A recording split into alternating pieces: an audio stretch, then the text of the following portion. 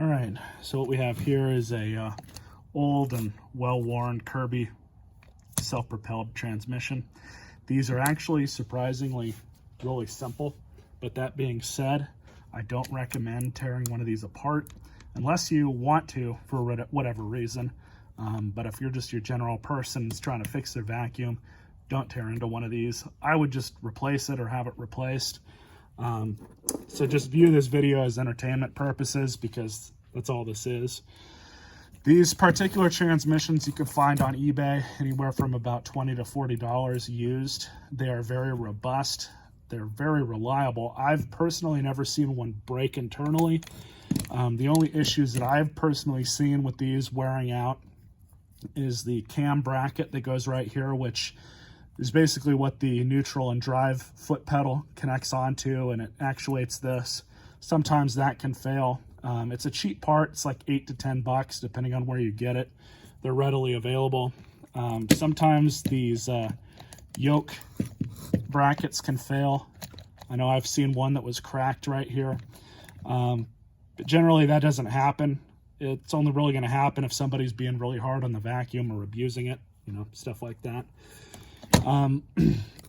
But other than that, and of course the wheels wearing out, which are really easy to replace, you just got to get a C-clip, take that off, take the wheel off, put the new one on, and there you go. I'm not aware that you can buy any of the internal parts for these. I think that really your best mode of action would just be to replace the transmission with another one. So first we're going to take the yoke bracket off. And I do want to make another note that there was another C-clip here. I've already removed that. So here's the bracket. And now to further tear this thing apart, you have two Torx screws, which are T20s that you'll have to remove. Some of the older models, these are Phillips screws, I believe. But G5s, I think, and up are Torx screws.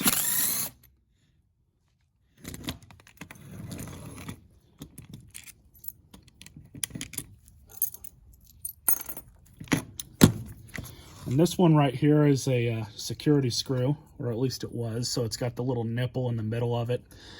I did the redneck method and took my angle grinder and just nipped a little slot there just to be able to get a normal flathead in if you don't have the security bit. They are readily available at Harbor Freight. So if you're not going to junk the transmission or whatever part, then that's where I recommend getting one. Unless, of course, you have another screw that'll fit. I'll show you guys how simple these transmissions are. They're really similar,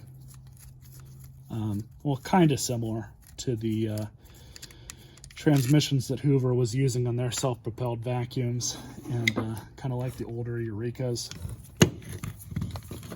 But you guys will see what I mean, especially if you look at it. So you'll see here where the bracket was sitting, you have these four nubs here. And what that does is, as you're using the machine, you know, your handle basically locks onto here, but it moves this bracket back and forth, and it puts pressure on these two sides of the transmission. So that's going to be forward or reverse, basically. And of course, when it's not in neutral, you'll be able to you know, use it like that. So keep that in mind. It's almost kind of like a wear clutch or something like that. So we're just going to pull this off. And here you have the inside. Like I said, it's really very simple. This is the drive pulley that goes from the end of the motor up to here with that cogged V-belt, with that cogged belt that looks like this, splined belt. And that's what gives it, you know, the transfer of power. And then here, you guys can see what it does is it basically pushes down on the sides of the belt. So it kind of works like a CVT in a car. At least it's kind of similar. It's not the exact same, but it's really similar. But when you move this bracket back and forth, you guys can see how it moves it like that. And of course, these two pulleys here are pressing against the other side of this case. So it's really kind of interesting in how simple these things are, like I've been saying, but we'll go ahead and pull this belt off. And it does have a part number if you wanted to look that up. We have a plastic drive gear which goes down to the axle. Again, I mean, really out of all the stuff that's going to wear out, it's going to be these plastic parts, but even then, I have not seen these things strip out. Unless something happens or the machine's been abused or something catastrophic, you know, jams up, you're not really going to have any issues with these, surprisingly. So we'll pull this clutch out. You guys can get a better look at it. That's all it is. It just puts tension on that part of the belt. You guys can see the contacts here. So there's a little bit of slop in there. That's normal. At least I would guess. This is my first time pulling one of these apart, actually. But I haven't really read up on these too much, so I'm just kind of going off of what I see here and what I can kind of figure out on my own. So I might be wrong, but I'm pretty sure I'm not.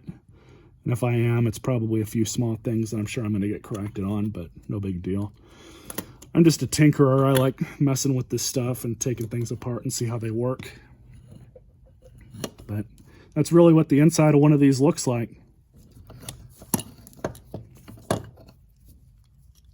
course, we have a retaining nut right here. There you guys have it. Hope you all enjoyed this video. Stay tuned for more.